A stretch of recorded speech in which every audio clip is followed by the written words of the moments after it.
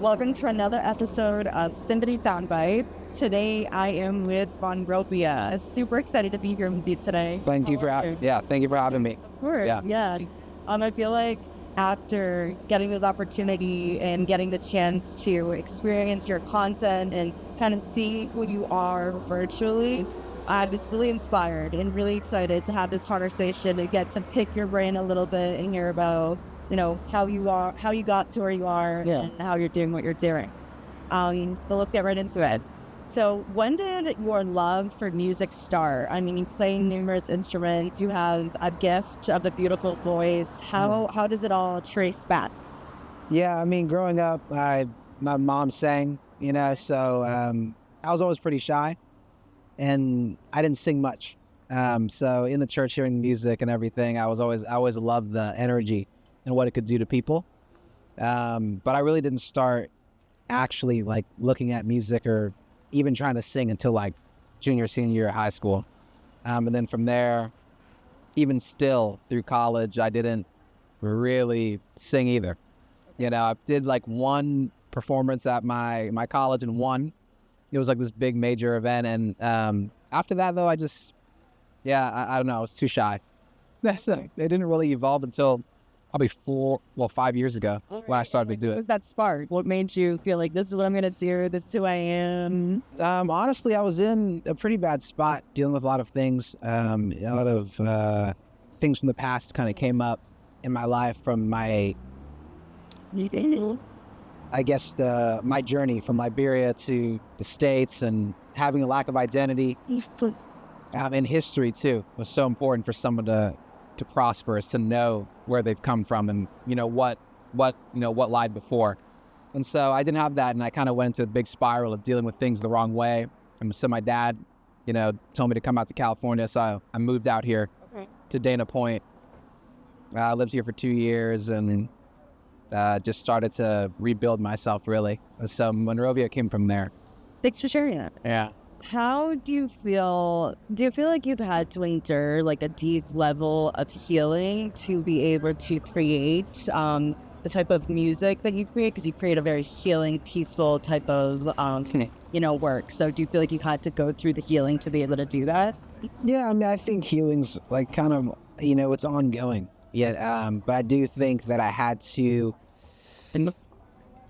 go cut away some of the heavier stuff first, for sure. Yeah, before being able to, I think be in a place where I was vulnerable enough to, because that's the thing. I mean, vulnerability is really the key of it all. It's how you can help someone else come out of their own thing, is you sharing your stories. I had to come to a place to come there first in my own journey before I could even, talk about it to anyone else. Absolutely.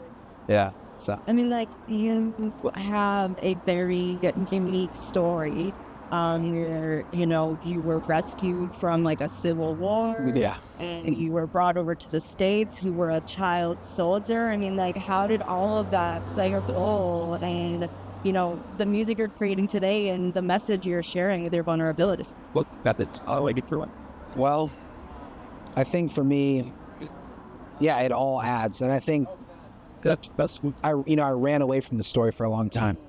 So, going back to it, I found the most peace. And I say this, when people really fear going back to the past, right? But you can't, what you should really fear is moving forward without understanding the past. So I had to understand it before, coming on this journey. And so I had to go back into things that I had closed up for a long time, as in just memories of different experiences during the war, lack of family that passed away during it. Reclaiming the land, really, and the hardship that there was there for so many people, and connecting again with my family, because I didn't really speak to my family a lot of that time growing up in the States. There was a kind of a separation until as of recent times, like 2 years ago. Like I finally reached back to my sister, and I had connection. My grandma that lives there. So, yeah. Yeah. Can you share the decision with changing your name to Rovia, the place you're rescued from?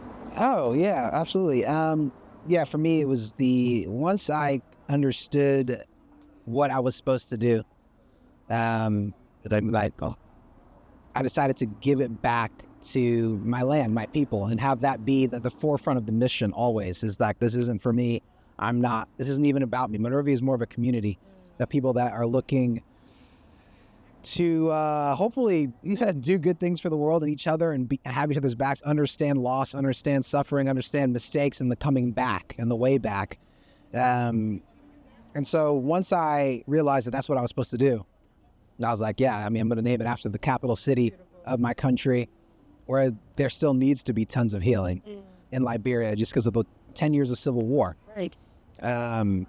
So yeah, that's kind of what led it to it. It's really beautiful. Yeah. Something that I want to add on to that is you once mentioned that if you make music that lowers people's blood pressure, regulates their nervous system. I love it. Shout out Eric on that one. Not you, like, what? Even like, I need a little more. No, I mean, every part of that. And I agree. Your music does do that. Well, I mean, honestly, it's like, we read a lot of the comments, and like you start to see similarities. Like people will say, "Oh, this is magic," or "Oh man, my blood pressure just lowered," or "I all my stress has just gone away." And so after you seeing that, it's like, "Oh yeah, well clearly it must be doing something like this." So we'll slap it on some content and let people know, because we've heard it from the fans themselves in the comments. So let's just share it as a. So we get a lot of ideas from that. The comments, and that's important. Yeah, reading your community. Yeah, you read what they say. It's for that. Yeah. And Rovia, like you said, is a community. How do you feel your social media and the content you've created has affected or been like any part of being a catalyst to your success? Do you feel like it's played a role in? Yeah, I mean, it always does, but it really started with the content. We had nothing. I mean, like a year ago. Feel free though. A year ago, I had like 6,000 people on Instagram. That was last year, January. Nobody knew who I really was, and Eric, this is my digital marketer. He, actually my manager first, but is willing to learn so many things. Love that. He then's like, yo, we need to start like going on TikTok and you just singing every day.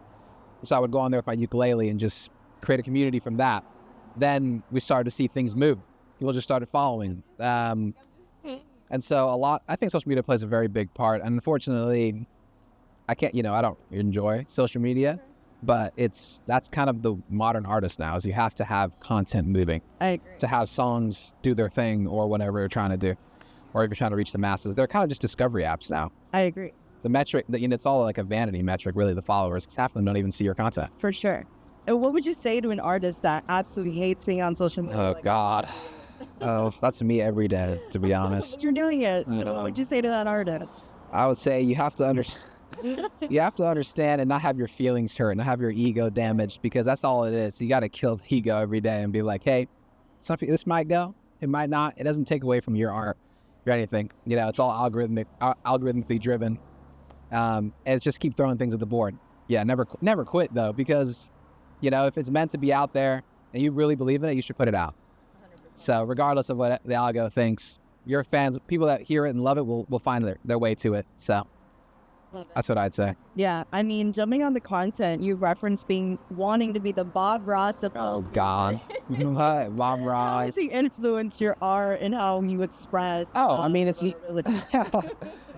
super easy, because if you ever watch Bob Ross, I mean, man, it's just painting these beautiful sceneries, and you just get sucked in. I watched it, like a year ago with my family at a Thanksgiving. We just turned it on. Everyone's levels calm. And you're just like, wow, that's amazing how he does that. And I think I wanted to take some of that with what I do, because I already sensed it with the people.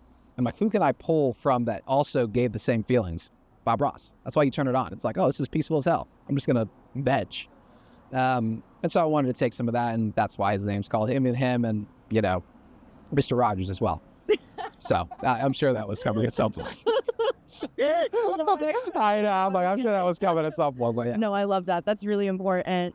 What's branding to you, community to you? How do you want your fans to feel? I mean, I kind of know that, but what's branding to you overall? Like, yeah, I mean, I think for us we want to come every day, because stealing from Mr. Rogers, he came every day to the show, same outfit, same shoes, same intro, and everyone knew that they could go to this place every day and get something good. A safe place. A safe space. And so, Eric, and I were just kind of like, that's what we want to do with our own channel. That branding is every day, regardless if it moves, but doesn't, people know, hey man, I'm feeling this today.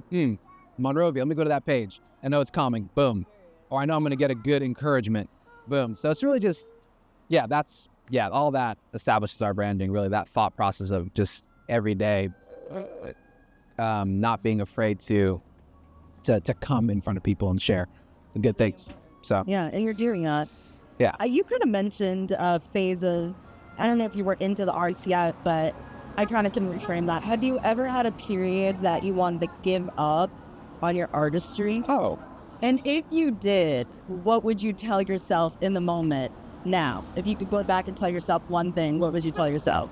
So, friend.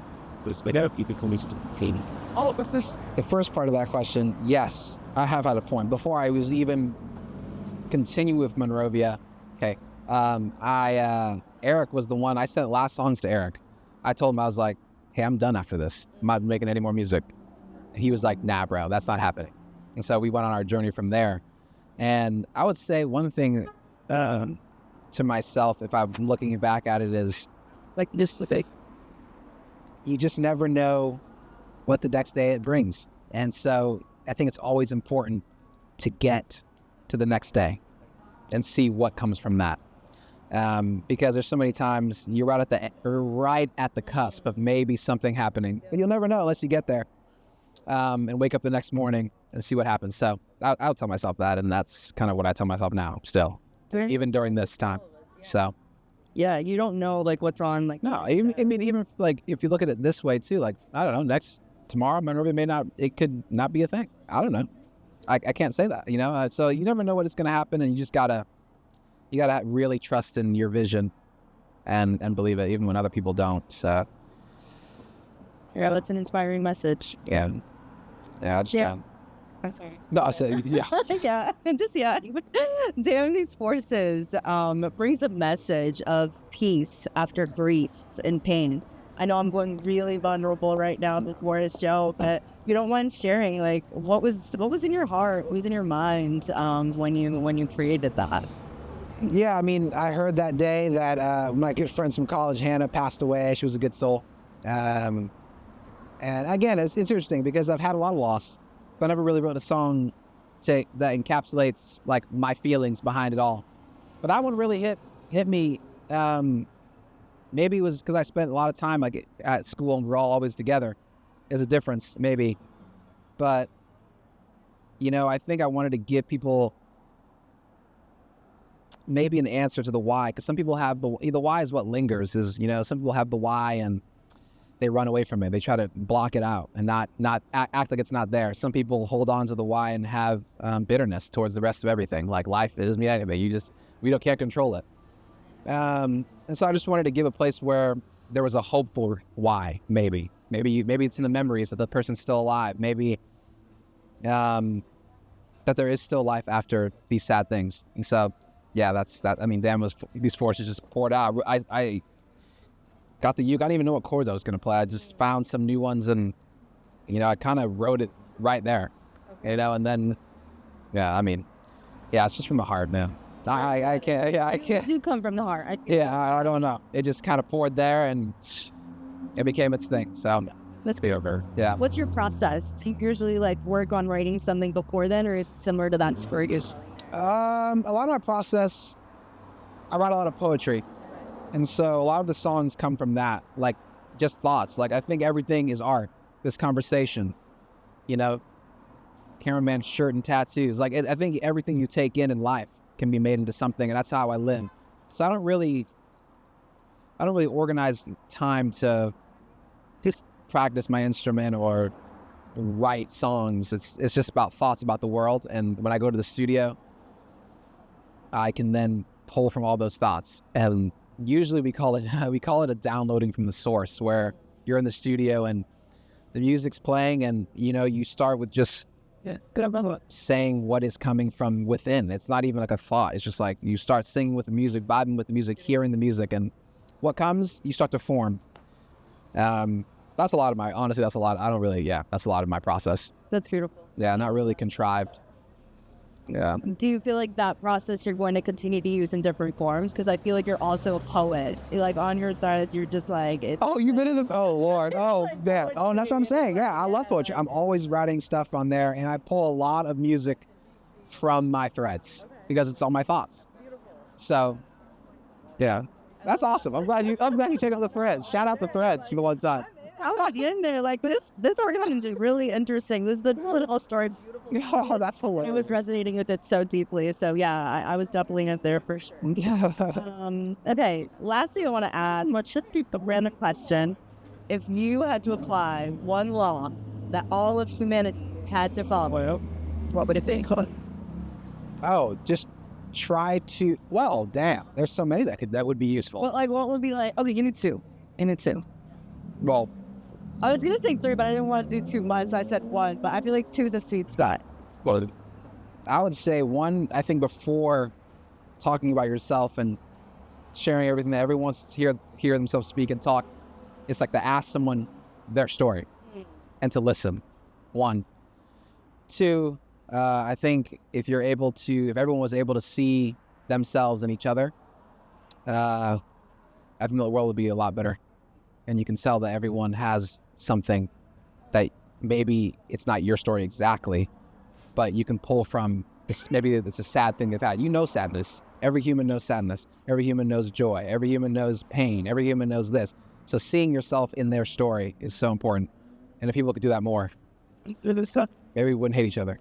Maybe we wouldn't have all these things that happen. So those are my thoughts. I love it. You have like a very deep sense of like humanity and like togetherness and like love, and I feel like you can change the world, and you probably are changing. I don't even know, man. Yeah. I just try to and I tell them, I'll probably say this not as I usually do, but it's important to affect the sphere, the people that you're around. Right. Everyone wants to save the bigger picture, and it's hard. No one can do that. One person's not gonna do that. The little things add up.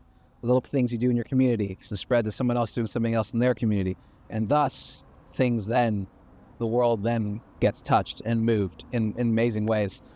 But yeah, another thing I would tell somebody is don't stress about trying to save the whole world, man, because it's impossible. You can make a lot of change in small ways, and that's super cool still. And you're doing that. I try to. I definitely try to. Yeah. I mean, thank you so much for your time, for your words. Yeah, your thank you. energy. And good luck at your show. I'm excited to see you perform. See how it goes. Yeah. We're running right on the time for you to get on there. So thank you so much. I appreciate that. Appreciate you guys. Thank you. Yeah, it means a lot.